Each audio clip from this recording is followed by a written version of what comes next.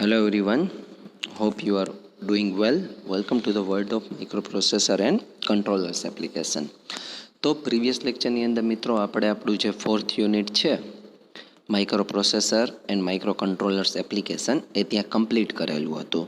Total આપણે આપણા 5 unit જેવા કે પહેલું હતું કંટ્રોલ સિસ્ટમ કમ્પોનેન્ટ. જો આપણે આપણા ફર્સ્ટ યુનિટની ફ્રેન્ડ્સ વાત કરીએ તો એ હતું કંટ્રોલ સિસ્ટમ કમ્પોનેન્ટ. બરાબર friends, first chapter control system component. એના પછી આપણે વાત કરેલી હતી આપણા 5th યુનિટની કે જે હતું પીએલસી અને સ્કાડા બેસ્ડ યુનિટ હતું. ત્યારબાદ સેકન્ડ યુનિટ હતું એ માઇક્રો પ્રોસેસરને લઈને હતું. થર્ડ યુનિટ હતું એ માઇક્રો કંટ્રોલરને લઈને હતું અને ફોર્થ યુનિટ હતું એ માઇક્રો પ્રોસેસર અને માઇક્રો કંટ્રોલરની એપ્લિકેશનને લઈને હતું. તો ફ્રેન્ડ્સ, આ રીતે આપણે આપણા જે 5 યુનિટ છે એ કમ્પ્લીટ કરેલા હતા. પણ જો તમને યાદ હોય તો જ્યારે આપણે આપણું ફર્સ્ટ યુનિટ કમ્પ્લીટ કરી રહ્યા હતા ત્યારે મેં તમને કીધું હતું કે આપણે જે ડીસી સર્વો મોટર, એસી સર્વો મોટર, ટેકો જનરેટર, સિન્ક્રો, સ્ટેપર મોટર, આ બધી વસ્તુ ઓલરેડી તમે લોકો 3rd કે 4th સેમેસ્ટરમાં ભણી ચૂક્યા છો. તેમ છતાં પણ આપણા સિલેબસમાં આપેલી છે. એટલે આપણે હવે 1 by 1 સર્વો મોટર, ટેકો જનરેટર જેવા બધા ટોપિકને કવર કરીશું. તો મિત્રો, આજના લેક્ચરની અંદર ફર્સ્ટ ટોપિક છે ડીસી સર્વો મોટર. તમે સૌ જાણો જ છો કે સર્વો મોટરને 2 પાર્ટમાં ક્લાસિફાઈ કરી શકીએ છીએ. એક હોય છે ડીસી સર્વો મોટર અને બીજું હોય છે એસી સર્વો મોટર. તો ફ્રેન્ડ્સ, અહીં આપણને ડીસી સર્વો મોટરની એક ફિલ્ડ સિસ્ટમ અને આર્મેચર દર્શાવેલું છે. આ છે એ છે આપણી ફિલ્ડ સિસ્ટમ. એમાં આપણે જોઈ શકીએ છીએ કે બંને બાજુ પોલ આપેલા છે અને પોલની આજુબાજુ ફરતે ફિલ્ડ વાઇન્ડિંગ કરવામાં આવેલું છે. અને આ વસ્તુને, આ જે રચના છે એને આપણે એક યોક ઉપર બેસાડીએ છીએ. એવી વસ્તુ આપણે આપણી ફિલ્ડ સિસ્ટમની અંદર જોઈ શકીએ છીએ. હવે વાત કરીએ આર્મેચર. આર્મેચર છે લેમિનેટેડ કોરની મદદથી બનેલું છે. એની કોરની અંદર આર્મેચર વાઇન્ડિંગ કરવામાં આવે છે. આ એક શાફ્ટ આપેલો છે આપણને અને આ વસ્તુને કોમ્યુટેટરમાં બેસાડેલી છે અને છેડેના ભાગમાં અહીં બ્રશ રાખવામાં આવેલા છે. બરાબર ફ્રેન્ડ્સ, તો આ વાત થઈ ડીસી સર્વો મોટરના આર્મેચરની. તો સ્ટેપ બાય સ્ટેપ આપણે આગળ વધીએ. સૌથી પહેલાં વાત કરીએ એના વર્કિંગ પ્રિન્સિપલની. તો કોઈ પણ કમ્પોનેન્ટ છે એને સમજવા માટે, ચાહે ઇલેક્ટ્રોનિક્સ કમ્પોનેન્ટ છે અથવા તો ઇલેક્ટ્રિકલ કમ્પોનેન્ટ છે, એને સમજવા માટે સૌથી પહેલો એનો પ્રિન્સિપલ સમજવો જરૂરી છે. પ્રિન્સિપલ એટલે કે સિદ્ધાંત સમજવો જરૂરી છે. તો ડીસી સર્વો મોટરનો સિદ્ધાંત સામાન્ય ડીસી મોટરની જેમ જ છે. જ્યારે ચુંબકીય ક્ષેત્રમાં કરંટ વહેતો હોય તેવો વાહક મૂકવામાં આવે, એટલે કે કોઈ પણ એક મેગ્નેટિક ફિલ્ડ છે, એ મેગ્નેટિક ફિલ્ડના સરાઉન્ડિંગની અંદર કોઈ પણ કંડક્ટર મૂકવામાં આવે. એટલે કે એનો જે પર્ટિક્યુલર રિજિયન હોય, એ જેટલા રિજિયનની અંદર મેગ્નેટિક ફિલ્ડ જનરેટ થતું હોય ત્યાં જો કંડક્ટર મૂકવામાં આવે તો કંડક્ટર ઉપર કંઈક ફોર્સ લાગે છે અને આ ફોર્સને લીધે ટોર્ક પ્રોડ્યુસ થાય છે. આ ટોર્ક ફ્લક્સ અને આર્મેચર કરંટના ગુણાકારમાં હોય છે. આ વસ્તુ ખાસ ધ્યાન રાખજો મિત્રો કે અહીં જે ટોર્ક ઉત્પન્ન થાય છે એ ફ્લક્સ અને આર્મેચર કરંટના ગુણાકારમાં હોય છે. એટલે કે T is equal to flux into IA શું છે? આર્મેચર કરંટ છે. બરાબર, એટલે કે સિદ્ધાંત શું કહેવા માગે છે કે ડીસી સર્વો મોટર છે એ ડીસી મોટરની જેમ જ ક્યાંક ને ક્યાંક કાર્ય કરે છે. જ્યારે ચુંબકીય ક્ષેત્ર એટલે કે મેગ્નેટિક ફિલ્ડમાં તમે કોઈ પણ કંડક્ટર મૂકો ત્યારે કંડક્ટર ઉપર કોઈક ફોર્સ લાગે છે અને એ ફોર્સને લીધે ટોર્ક પ્રોડ્યુસ થાય છે. અને અહીં પ્રોડ્યુસ થતો ટોર્ક ફ્લક્સ અને આર્મેચર કરંટના ગુણાકારના પ્રમાણમાં હોય છે. આ વાત થઈ એના પ્રિન્સિપલની. હવે વાત કરીએ એની રચના વિશે. તો મિત્રો, એની અંદર આપણે જોઈ શકીએ છીએ કે સૌથી પહેલાં વાત કરીએ ફિલ્ડ સિસ્ટમની. તો ડીસી સર્વો મોટરની રચના પણ ડીસી મોટરની જેવી જ છે, જેને મુખ્યત્વે 2 પાર્ટની અંદર વહેંચવામાં આવે છે. એમાંનું એક છે ફિલ્ડ સિસ્ટમ અને બીજું છે આર્મેચર સિસ્ટમ. ફિલ્ડ સિસ્ટમમાં યોક પોલ અને ફિલ્ડ વાઇન્ડિંગ રહેલા હોય છે. લેમિનેટ કરેલા પોલ અને યોક હોય છે અને પોલ ઉપર ફિલ્ડ વાઇન્ડિંગ વીંટાળવામાં આવે છે. તો આપણે જે રીતે વાત કરી એ પ્રમાણે કે આ પોલ ઉપર આપણે ફિલ્ડ વાઇન્ડિંગને વીંટાળીએ છીએ અને આખી આ રચના છે એ આખી રચનાને આપણે યોક ઉપર બેસાડીએ છીએ. આ વાત થઈ મિત્રો આપણી ફિલ્ડ સિસ્ટમ વિશેની. હવે આપણે વાત કરીએ આર્મેચર વિશેની. તો આર્મેચર વિશે આપણે જાણીએ જ છીએ કે આર્મેચર છે લેમિનેટેડ કોરની મદદથી બનેલું હોય છે અને તેના ખાંચામાં આર્મેચર વાઇન્ડિંગ લગાડવામાં આવે છે.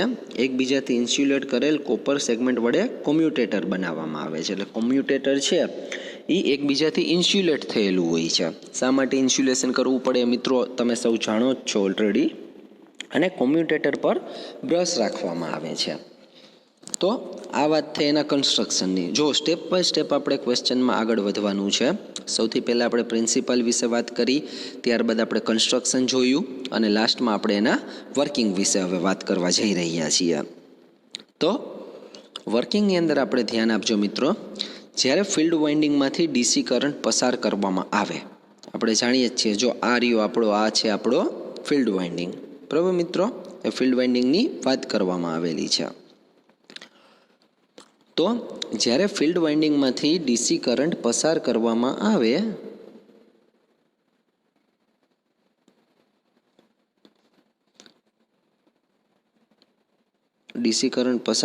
આવે ત્યારે ફ્લક્સ પ્રોડ્યુસ થાય છે અને જ્યારે આર્મેચરમાંથી ડાયરેક્ટ કરંટ પસાર થાય છે ત્યારે ટોર્ક પ્રોડ્યુસ થાય છે.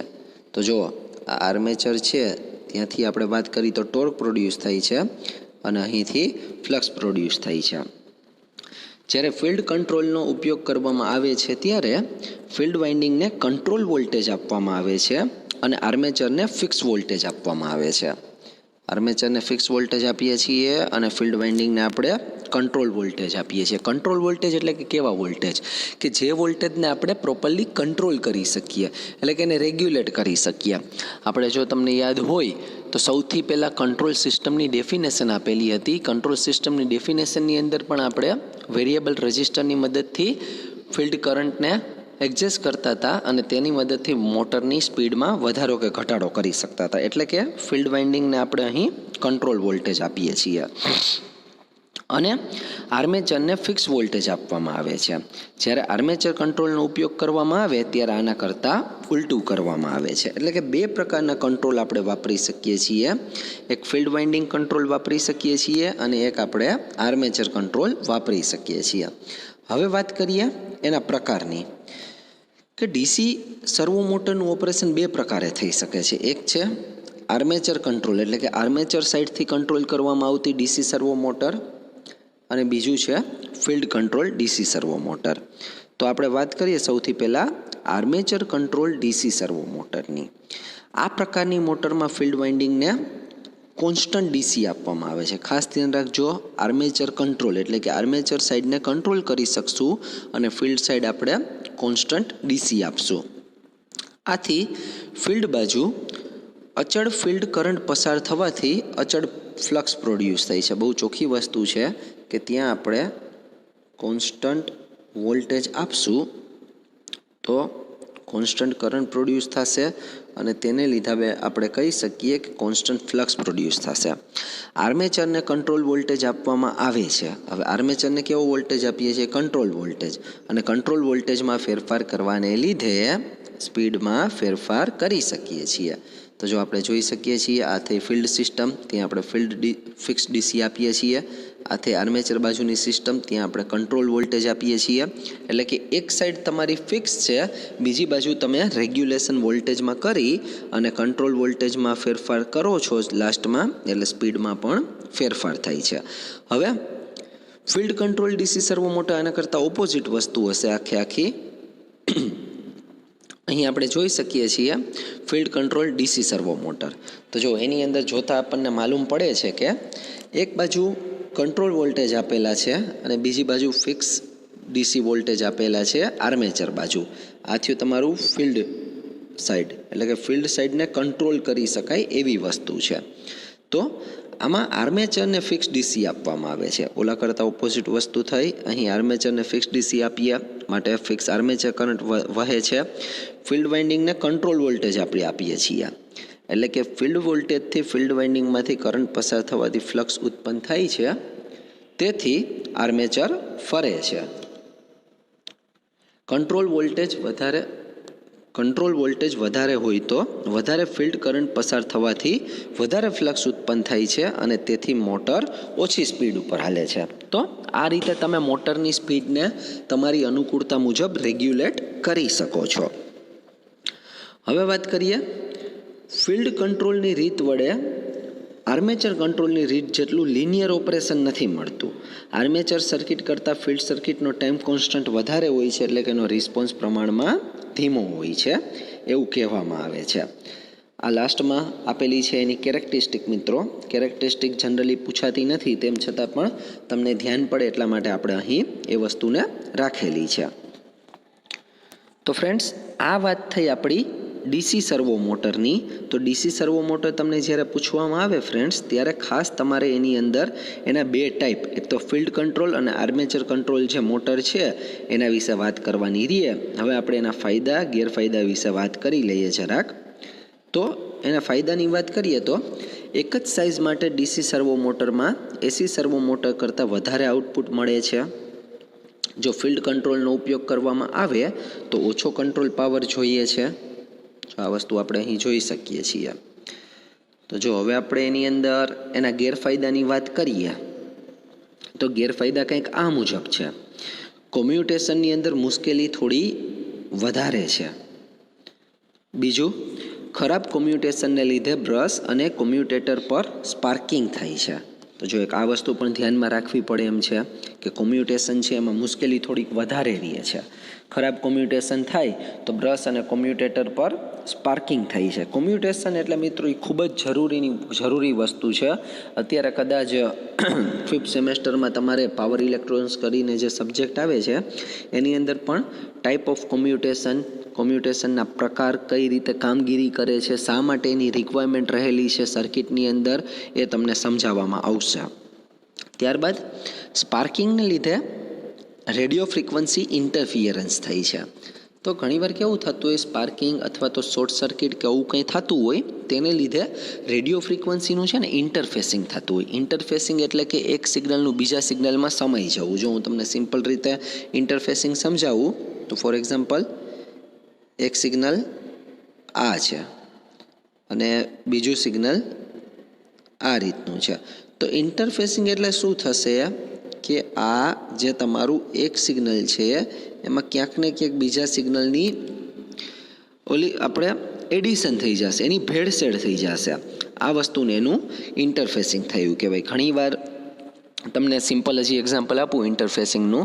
તો ઘણીવાર મિત્રો આપણે ફોનમાં વાતચીત કરતા હોય ત્યારે જે વ્યક્તિ હારે વાત કરતા હોય એ સિવાય ઘણીવાર બીજા કોઈક વ્યક્તિનો પણ અવાજ વચ્ચે આવતો હોય, કોઈક ડિસ્ટર્બન્સ આવતો હોય, એટલે કે બીજી ફ્રીક્વન્સી ચેનલ છે એ તમારી ફ્રીક્વન્સી ચેનલ સાથે થોડી મર્જ થઈ ગઈ હોય, એને સિગ્નલનું ઇન્ટરફેસિંગ કહેવામાં આવે. ત્યારબાદ વાત કરીએ તો આર્મેચર વાઇન્ડિંગને લીધે આર્મેચરનું વજન વધે છે, માટે આર્મેચરનું ઇનર્શિયા વધે છે. આને પરિણામે ચાલુ થવાનો અને બંધ થવાનો સમય પણ વધે છે. બટ ઓબ્વિયસ વસ્તુ છે, આર્મેચર વાઇન્ડિંગ છે એ પ્રમાણમાં થોડુંક મોટું રહેવાનું છે, એ સ્પેસ થોડીક વધારે કન્ઝ્યુમ કરશે, એટલે વજન વધશે એટલે એનું જડત્વ એટલે કે ઇનર્શિયા વધશે. કોઈ પણ ભારે વસ્તુ છે, મોટી વસ્તુ છે, એનો ઇનર્શિયા પ્રમાણમાં વધારે હોય. એટલે એની સાથે જો ડીલ કરવામાં આવે અને સ્પેશિયલી ટર્ન ઓન અને ટર્ન ઓફ થતી હોય એ વસ્તુ, તો એ ટાઈમ વધારે લગાડે.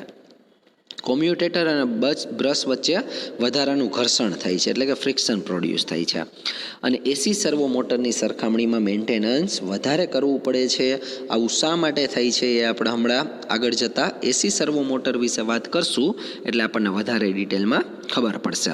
આથી એના ફાયદા ગેરફાયદા ઘણી વખત એવું થતું હોય છે કે માત્ર 2 કે 3 માર્કની અંદર ડીસી સર્વો મોટર, એસી સર્વો મોટર કોઈ પણ આવી રીતે કમ્પોનેન્ટના તમને એડવાન્ટેજીસ અને ડિસએડવાન્ટેજીસ પણ પૂછવામાં આવતા હોય છે. ત્યારબાદ વાત કરીએ એની એપ્લિકેશનની. સૌથી મહત્ત્વની જો એની એપ્લિકેશનની વાત કરીએ તો જ્યાં સ્પેસ અગત્યની બને તેવી જગ્યાએ એટલે કે જો વધારે સ્પેસમાં પણ જો વાપરી શકતા હોય તો એને સેટેલાઇટ અને એરક્રાફ્ટની કંટ્રોલ સિસ્ટમમાં જનરલી વાપરવામાં આવે છે.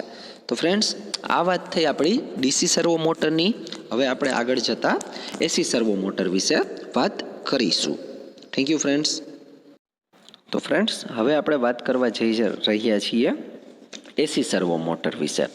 પ્રિવિયસલી આપણે વાત કરી ડીસી સર્વો મોટર વિશે, તો એની શરૂઆતમાં આપણે એનો વર્કિંગ પ્રિન્સિપલ, ત્યારબાદ એના કન્સ્ટ્રક્શન અને લાસ્ટમાં આપણે એના વર્કિંગ અને ટાઈપ વિશે વાત કરેલી હતી. સિમિલરલી જો આપણે એસી સર્વો મોટરની વાત કરીએ તો આપણે કહી શકીએ એસી સર્વો મિકેનિઝમ માટે એસી સર્વો મોટરનો ઉપયોગ થાય છે. એસી સર્વો મોટર એ 2 ફેઝ ઇન્ડક્શન મોટર છે. ખાસ ધ્યાન રાખજો મિત્રો, એને 2 ફેઝ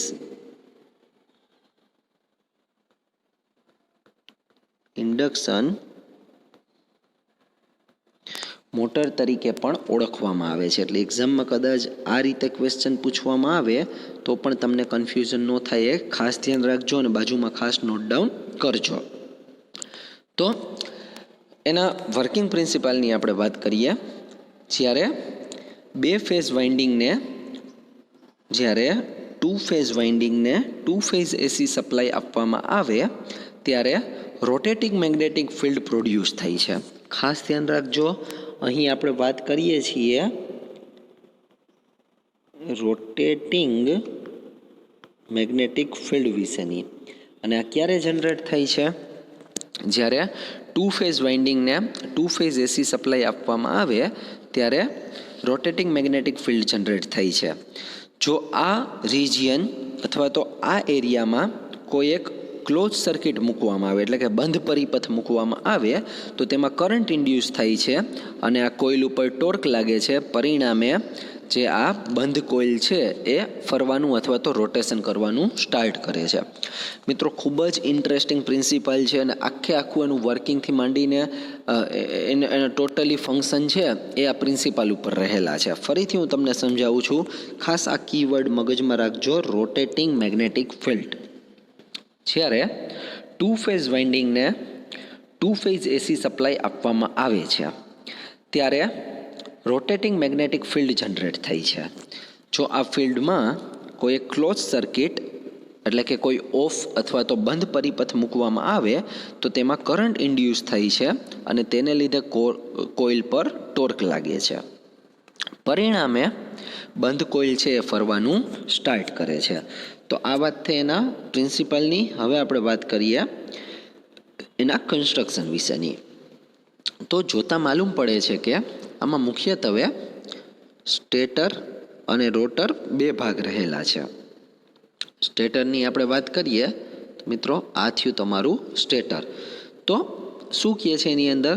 સ્ટેટર લેમિનેટેડ કોરનું બનેલું હોય છે અને અંદરના પરિઘ પર ખાંચા પાડવામાં આવે છે. ખાસ ધ્યાન રાખજો, સ્ટેટર લેમિનેટેડ કોરનું બનેલું હોય છે અને અંદરના પરિઘ એટલે કે અંદરના ભાગમાં ખાંચા પાડેલા હોય છે. શા માટે પાડેલા હોય છે? કારણ કે આમાં આપણે ફિલ્ડ વાઇન્ડિંગને સેટ કરવાનું હોય છે અથવા તો ફેઝ વાઇન્ડિંગને સેટ કરવાનું હોય છે. તો આ ખાંચામાં 2 ફેઝ વાઇન્ડિંગ મૂકવામાં આવે છે. એક વાઇન્ડિંગને રેફરન્સ વાઇન્ડિંગ કહેવામાં આવે છે. તેને ફિક્સ એસી સોર્સમાંથી સપ્લાય આપવામાં આવે છે. ખાસ ધ્યાન રાખજો, એક થયું તમારું રેફરન્સ વાઇન્ડિંગ કે જેને આપણે ફિક્સ એસી સોર્સમાંથી સપ્લાય આપીએ છીએ, અને બીજું છે આપણું કંટ્રોલ વાઇન્ડિંગ. અને કંટ્રોલ વાઇન્ડિંગ 2 ભાગનું બનેલું હોય છે. જરૂર પ્રમાણે 2 વિભાગોને સિરીઝ કે પેરેલલમાં જોડી શકીએ છીએ. તો આ થયું તમારું કંટ્રોલ વાઇન્ડિંગ. એ જોઈ શકીએ છીએ આપણે 2 ભાગમાં બનેલું હોય છે. સિંગલ ફેઝ સપ્લાયમાંથી 2 ફેઝ સપ્લાય મેળવવા માટે કંટ્રોલ વાઇન્ડિંગને સિરીઝમાં કેપેસિટર સાથે જોડવામાં આવે છે. તો જો અહીં આપણે જોઈ શકીએ છીએ એને આપણે કેપેસિટરની સાથે જોડેલું છે. શા માટે આપણે તેને કેપેસિટરની સાથે જોડેલું છે? કારણ કે અહીં આપણે સિંગલ ફેઝ સપ્લાયમાંથી 2 ફેઝ સપ્લાય મેળવવો છે એટલા માટે. તો મિત્રો, આ વાત થઈ આપણી સ્ટેટર વિશેની. કન્સ્ટ્રક્શન એટલે કે એવી વસ્તુ, તમને હજી કહું છું કે જે વસ્તુ આપણે નજર સામે જોઈ શકીએ છીએ. તો આપણે સિમ્પલી વાત કરી કે ભાઈ સ્ટેટર લેમિનેટેડ કોરનું બનેલું હોય છે, અંદરના પરિઘમાં ખાંચા પાડવામાં આવે છે અને એની અંદર ટુ ફેઝ વાઇન્ડિંગ મૂકવામાં આવે છે. એક જોઈ શકીએ છીએ આપણે રેફરન્સ વાઇન્ડિંગ છે કે જ્યાં ફિક્સ સપ્લાય આપીએ છીએ. બીજું છે કંટ્રોલ વાઇન્ડિંગ છે કે જેને બે વિભાગમાં વહેંચવામાં આવે છે અને કેપેસિટર સાથે જોડીને આપણે એમાંથી ટુ ફેઝ સપ્લાય મેળવી શકીએ છીએ. હવે આપણે વાત કરીએ રોટર વિશે. મિત્રો, આ થયું તમારું રોટર. રોટર છે એ સ્ક્વિરલ કેજ પ્રકારનું બનેલું છે. સ્ક્વિરલ કેજ એટલે કે જે ખિસકોલીને પકડવા માટેનું નાનું એવું પાંજરું હોય એ પાંજરા જેવા આકારનું બનેલું છે, એટલા માટે એને સ્ક્વિરલ કેજ ટાઈપ કહેવામાં આવે છે. તેની અંદર જે સળિયા રહેલા છે એ એલ્યુમિનિયમના બનેલા હોય છે. આ જો અત્યારે આ 2 ડાયમેન્શનની અંદર છે. 3Dની અંદર તમે જુઓ તો તમે જોઈ શકો કે આની અંદર આવી રીતે સળિયા મૂકવામાં આવેલા હોય છે.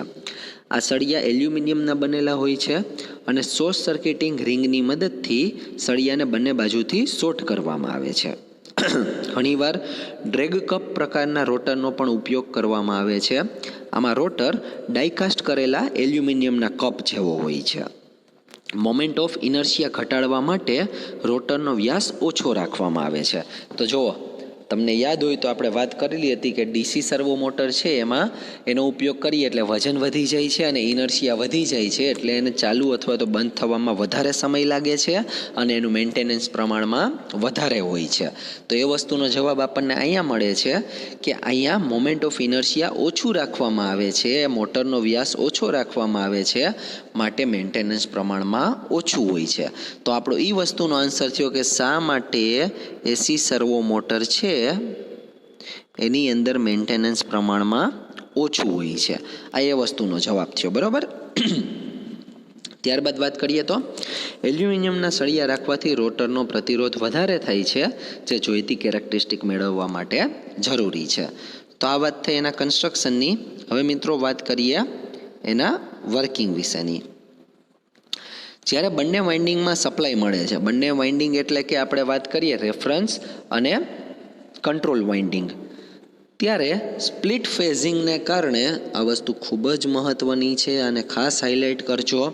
સ્પ્લિટ ફેઝિંગ એટલે કે 90 ડિગ્રી ઉપર, એ બંનેને 90 ડિગ્રી ઉપર રાખેલા છે એટલા માટે એને સ્પ્લિટ ફેઝિંગ કહેવામાં આવે છે.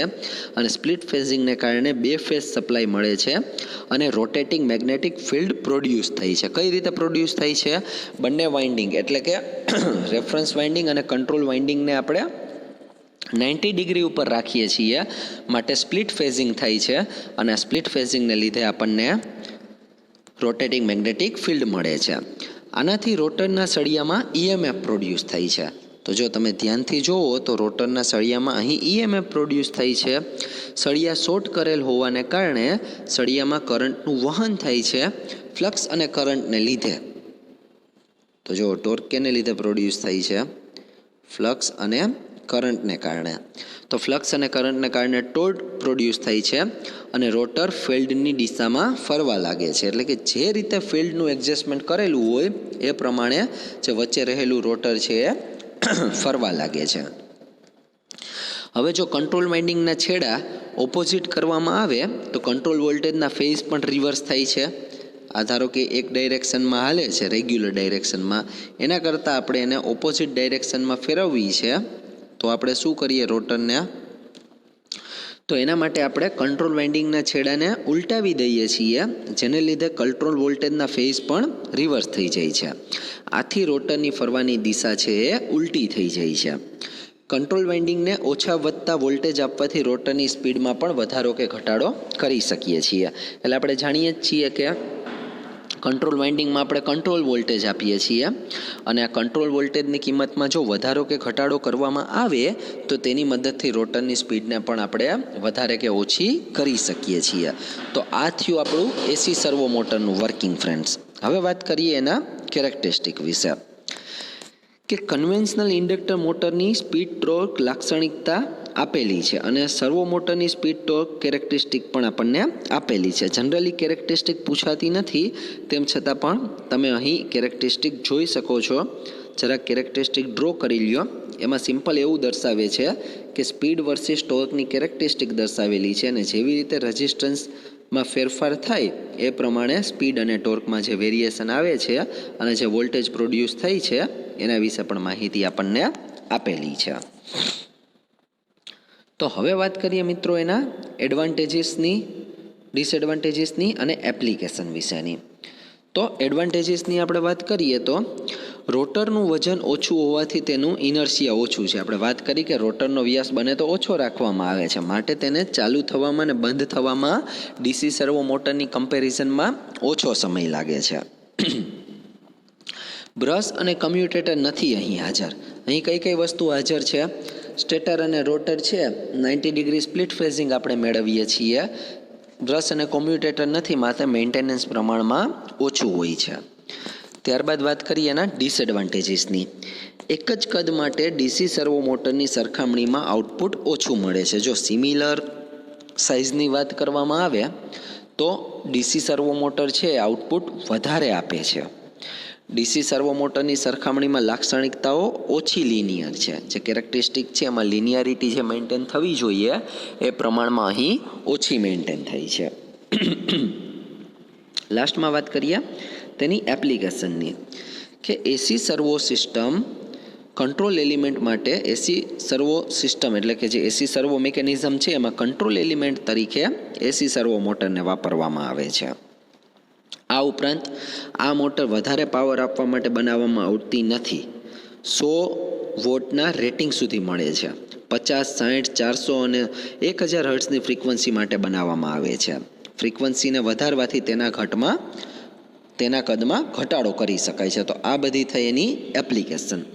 તો મિત્રો આજનો જે ક્વેશ્ચન છે એ કંઈક આ રીતનો છે કે માત્ર ને માત્ર તમારે ડીસી સર્વો અને એસી સર્વો છે એના વર્કિંગને ખૂબ જ શોર્ટની અંદર, ખૂબ જ શોર્ટ એટલે કે 4 થી 5 સેન્ટેન્સની અંદર લખવાનું છે. વર્કિંગ આખું સમજાઈ જાય તો આખી વસ્તુ આપણને સમજાઈ જાય એમ છે, કારણ કે પ્રિન્સિપલ છે એ જ ક્યાંક ને ક્યાંક વર્કિંગને મળતો આવે છે અને કન્સ્ટ્રક્શન આપણને ખ્યાલ જ છે કે જે વસ્તુ આપણે નજર સામે જોઈ શકીએ એના વિશે આપણે વાત કરીએ છીએ. તો આ થયું ફ્રેન્ડ્સ આપણું ડીસી અને એસી સર્વો મોટર. આના પછીના લેક્ચરની અંદર આપણે સ્ટેપર મોટર કેવી રીતે કામગીરી કરે છે તેના વિશે ડિટેલમાં તેના ટાઈપ સાથે વાતચીત કરીશું. Thank you friends.